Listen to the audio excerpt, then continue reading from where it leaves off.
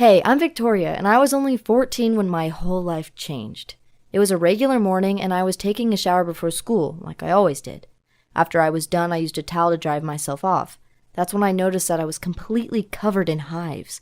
At first, it didn't seem like a big deal, but the hives got bigger, and my whole skin started to burn and itch. The pain got so bad that my mom drove me to the hospital. Unfortunately, the doctors had no idea what was wrong with me.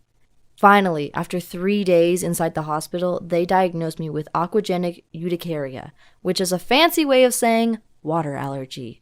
Technically, it's not an allergy, but then again, no one really knows what it is.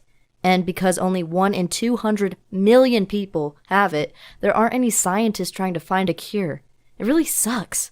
When I got my diagnosis, I became seriously depressed because I thought my life was over. I mean, what boy would ever want to date a girl that doesn't take showers?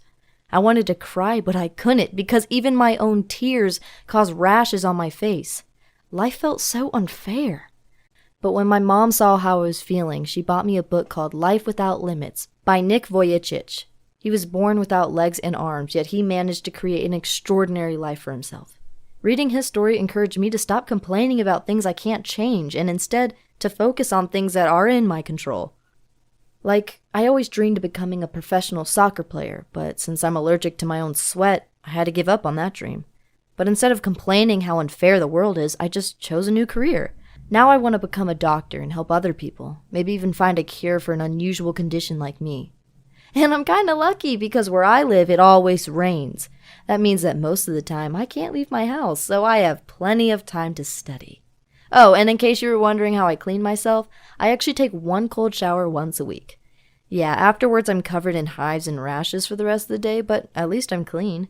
So you don't need to feel sorry for me, because overall, I'm doing pretty fine, and there are plenty of people who have it much worse than me.